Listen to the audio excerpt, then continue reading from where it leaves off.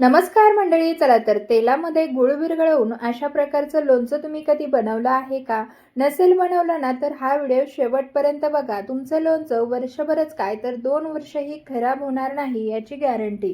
तर त्यासाठीच व्हिडिओ शेवटपर्यंत बघा. आता बऱ्याच जणांची लोणचं बनवून झालेली असतील तरी सुद्धा हा व्हिडिओ पहा आणि सेव्ह करून ठेवा. तुम्हाला पुढच्या वर्षी जेव्हा तुम्ही लोणचं बनवाल तेव्हा तुम्हाला हा व्हिडिओ खूप महत्त्वाचा आणि युजफुल असणार आहे.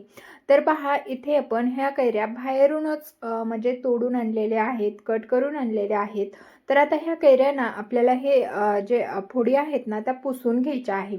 बाहेरून त्यांनी आपल्याला ह्या कैऱ्या ज्या आहेत ते कट करून दिलेले आहेत. आता ह्या वजनी प्रमाणामध्ये किती आहेत ते तुम्हाला सांगते. तर 3 किलो कैऱ्या आपण मोजून घेतल्या. त्या व्यवस्थित पुसून अशा पद्धतीने आपल्याला फॅन खाली थोड्याशा सुकवून घ्यायच्या आहे.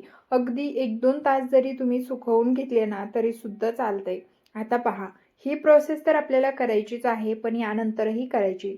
2 तासानंतर मी या कैऱ्या पुन्हा एकदा एका घमिल्यामध्ये टाकून घेतल्यात. घमिल्यामध्ये टाकताना घमिल्यामध्ये एक थेंबही पाणी नसायला पाहिजे. कोरडं ठणठणीत कुठलंही भांडं येथे वापरायचं. पाव वाटी इतकी आपल्याला यामध्ये हळद घालून घ्यायची आहे आणि त्यानंतर अर्ध्या वाटीला थोडंसं कमी इतकं मीठ घालून घ्यायचं आहे किंवा हळद आणि मीठ समप्रमाणात घातलं तरी चालणार आहे. आता आपल्याला हे मीठ व हळद या लोणच्यांना व्यवस्थित लावून घ्यायचं आहे. पुढे काय काय टिप्स सांगतेय त्या अगदी आवर्जून पहा. व्हिडिओ पळवून घाईघाईत न पाहताना वाटल्यास तुम्हाला वेळ असेल त्या वेळेत निवांत हा व्हिडिओ पहा, परंतु संपूर्ण पहा. इथे आपण लोणचाच्या फोडीला पूर्ण हळद आणि मीठ लावून घेतलेलं आहे. आता हे हळद आणि मीठ लावलेलं लोणचं आपल्याला कमीत कमी 4-5 तास ठेवलं होतं. त्यानंतर आता आपल्याला या लोणच्यांमधलं जे काही हळदीचं आणि मिठाचं झालेलं पाणी आहे ते काढून टाकायचं आहे. तर इथे पहा, भरपूर असं मीठ आणि हळदीचं पाणी झालंय. त्यासाठी आपल्याला हे लोणचे आता चाळणीवरती काढून पूर्ण पाणी निथळेपर्यंत ठेवून द्यायचे. तर पहा, इथे ठेवले होते. त्यानंतर अशा पद्धतीने आपल्याला एखाद्या कॉटनच्या रुमालावरती ते वाळत घालायचे आहे. आता इथे ना आपण याला कमीत कमी 4 ते 5 तास असं सुकवून घेणार आहोत. अगदी तुम्हाला वेळ असेल तर तुम्ही एक फोड ठेवली तरी सुद्धा चालणार आहे, परंतु असेही व्यवस्थित असे सुकले जातात. आता तुम्हाला जवळून दाखवते, पूर्ण लोणचे सुकलेले आहेत. आता मी इकडे मसाल्याची तयारी करते. त्यासाठी 20 लवंगा, 20 मिरे, तसंच अर्धा किलो आपल्याला मोहरीची डाळ लागणार आहे. 100 ग्रॅम इथे बडीशोप लागेल. अर्धी वाटी इतका लसूण घेतलेला आहे. त्यानंतर 1 किलो गूळ लागेल, 1 किलो तेल लागेल. हे प्रमाण अगदी परफेक्ट आहे. त्यानंतर इथे मी 100 ग्रॅम मसाला पुडी घेतलेली आहे. रामबंधूची 100 ग्रॅमची ही मसाला पुडी आहे. ही देखील आपल्याला वापरायची आहे. आता हे सर्व साहित्य कशा पद्धतीने वापरायचं ते मी तुम्हाला सांगते. तर सर्वात पहिले तर इथे आपल्याला ही मोहरीची डाळ मिक्सरच्या भांड्यामध्ये टाकून थोडीशी जाडसर अशी वाटून घ्यायची आहे. तर पहा, इथे थोडी जाडसर अशी वाटून घेतलेली आहे. खूप बारीक नाही किंवा खूप जाड नाही. अशा पद्धतीने आता राहिलेली सुद्धा आपल्याला वाटून घ्यायची. तर इथे ना संपूर्ण मेथी डाळ मी वाटून घेतलेली आहे. अशा पद्धतीने आपल्याला ती वाटून घ्यायची आहे. त्यानंतर आपल्याला हा लसूण जो आहे तो बरेच जण अखंड टाकतात, पण मी म्हटलं थोडासा बारीक करावा, जे की आम्ही करतो, परंतु इथे ना थोडासा जास्तच बारीक झाला. पण तुम्हाला इतका बारीक करायचा नाही किंवा शक्य झालं तर फक्त सोलून घेतलेला लसूण यामध्ये ॲड करायचा आहे. त्यानंतर आता इथे आपण जी 100 ग्रॅम बडीशोप घेतलेली आहे त्यामधली अर्धी बडीशोप आपल्याला इथे मिक्सरच्या भांड्यामध्ये टाकून घ्यायची आहे आणि ती वाटून घ्यायची आहे.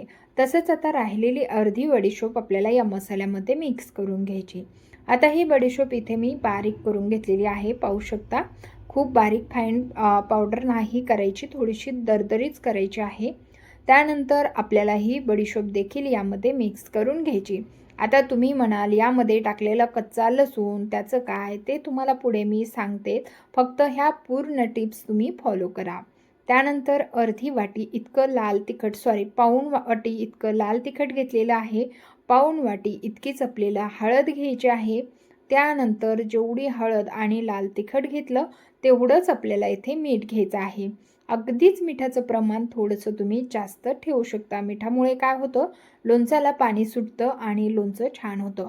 परंतु आपण मीठ लावून लोणच्याच्या फोडी ठेवलेल्या आहेत, त्यामुळे तिथेही अर्धी वाटी आपण मीठ वापरलं होतं. त्यामुळे इथे मिठाचं प्रमाण अगदी हे परफेक्ट आहे 3 किलो कैरीच्या लोणचासाठी. त्यानंतर आता हे संपूर्ण मसाले यामध्ये मिक्स करून घ्यायचे आहे. त्याचबरोबर इथे पण हा 100 ग्रॅमचा रामबंधू मसाला जो आहे, कैरी लोणचं मसाला, तो यामध्ये ॲड करून घेऊया. आता हा मसाला यामध्ये टाकला की मस्त असा सुगंध येतो आणि चवही छान येते. त्यामुळेच मी हा अशा पद्धतीने मसाला तयार करते. परंतु तुम्हाला जर नसेल विकतचा मसाला टाकायचा तर नाही टाकला तरीसुद्धा चालणार आहे. परंतु खरंच अशा पद्धतीने जर लोणचे केले, विकतचा 100 ग्रॅम मसाला ॲड केला ना, खूप छान लागतं. सगळ्यात शेवटून आपण इथे हिंग घालून घेतलं.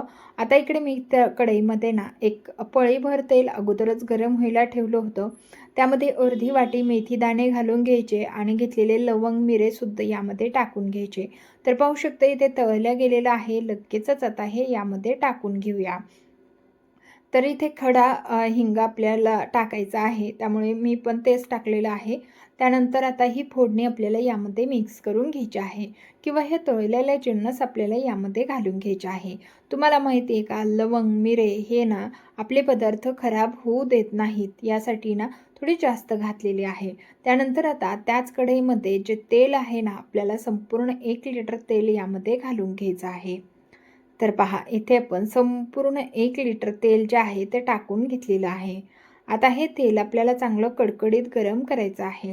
आता कडकडीत गरम केल्यानंतर ते तेल आपल्याला यामध्ये टाकून घ्यायचं आहे. पण पहा इथे ना अजिबात तेल गरम झालेलं नाही, तुम्हाला दिसत असेल. तर असं जर तेल टाकताना अजिबात यामधून फसफसलं नाही तर समजायचं आपलं तेल अजिबात गरम झालेलं नाही. आता पहा, सुरुवातीचं तेल टाकलं तेव्हा अजिबात त्यामधून काहीच निघालं नाही. पण चांगलं कडकडीत गरम तेल झाल्याच्या नंतर पाहू शकता अगदी धुवा झालेला आहे. आता पटपट हा मसाला यामध्ये मिक्स करायचा. अशा पद्धतीने हे तेल टाकल्यामुळे काय होतं, मोहरीची डाळ, यामध्ये घातलेला लसूण, तसेच जे मसाले आहेत ते छान प्रकारे यामध्ये भाजल्या जातात आणि यामुळेच आपलं लोणचं वर्ष काय 2 वर्ष खराब होत नाही. या व्यतिरिक्त तुम्ही लोणचामध्ये गूळ वापरता, पण तो डायरेक्टली वापरताना त्यामुळे सुद्धा तुम्हाला माहिती आहे का, गुळाला पाणी सुटतं आणि त्यामुळे आपलं लोणचं खराब होतं. तर त्याच 1 लिटर तेलामधलं आपण इथे थोडंसं तेल शिल्लक ठेवलं होतं. आता त्याच तेलामध्ये 1 किलो बारीक चिरून घ्यायचा आहे गूळ. गूळ तुम्हाला इथे अजिबात फोडून घ्यायचा नाही, चिरूनच घ्यायचा आहे, म्हणजे तो पटकन यामध्ये मेल्ट होईल. जास्त चिकटपणा आपल्या गुळाला यायला नको, नाहीतर तो लोणचामध्ये मिक्स होणार नाही. तर इथे पहा, आपण गूळ जो आहे तो बारीक चिरून घेतलेला आहे, त्यामुळे तो अगदी सहज असा यामध्ये मिक्स होणार आहे. खूप वेळ तुम्हाला हा गूळ ना विरघळवत बसवायचा नाही आहे. जर तुम्ही जास्त वेळ हा गूळ विरघळवला तर तो थोडासा चिकट होऊ शकतो आणि मग लोणचामध्ये त्याचे गोळे होऊ शकतात. त्यामुळे ह्या गोष्टीची तुम्हाला काळजी घ्यायची आहे. हवं तर तुम्ही ना गॅस बंद करून गरम तेलामध्ये सुद्धा हा गूळ विरघळवून घेऊ शकता. आपण जसं थंड पाण्यामध्ये किंवा कोमट पाण्यामध्ये गूळ विरघळवतो तशा प्रकारे. इथे पहा, आपण ना गॅस बंद केलेला आहे आणि अशा पद्धतीने हा गूळ जो आहे ना शेवटून मी विरघळवून घेत आहे. कारण तो पुढं जायला नको, जास्त चिकटपणा त्याला यायला नको आणि तो निब्बर व्हायला नको, यासाठी.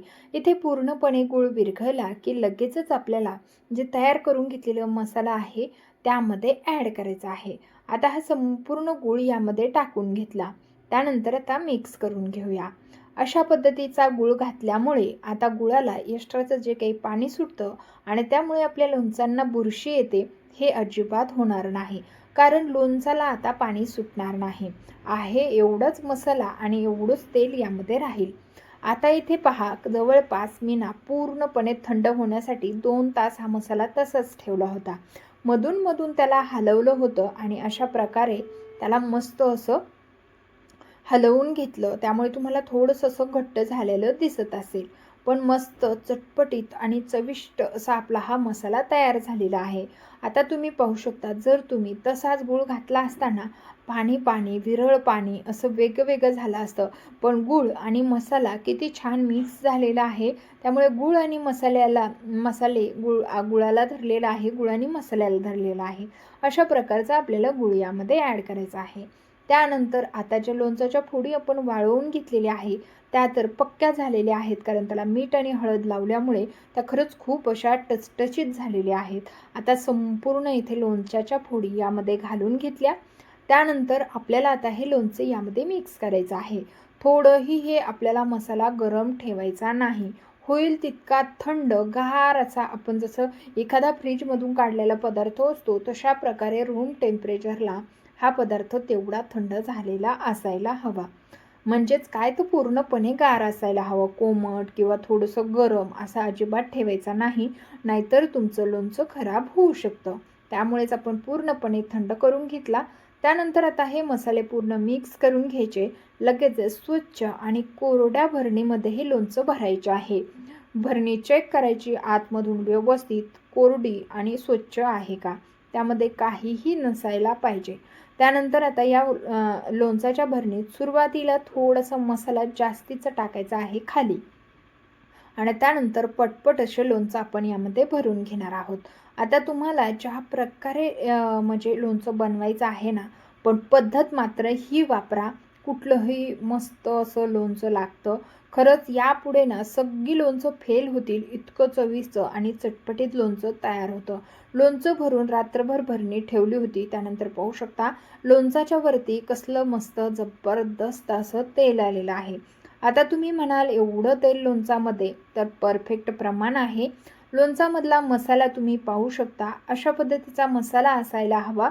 तर मंडळी, तुम्हाला आजची ही रेसिपी कशी वाटली मला कमेंट करून नक्कीच सांगा. पुढच्या वर्षीसाठी हा व्हिडिओ सेव्ह करून ठेवायला विसरू नका, कारण तुम्हाला पुढच्या वेळेस माझ्याच व्हिडिओची आठवण येणार आणि तुम्ही एकदा या पद्धतीने लोणचं बनवले की नेहमीच तुम्ही माझी आठवण काढत राहणार. इतके परफेक्ट आणि चविष्ट हे लोणचं तयार होतात. त्यामुळे व्हिडिओ सेव्ह करा, लाईक करा, शेअर करा. धन्यवाद. चला तर भेटूया नवीन एका रेसिपी.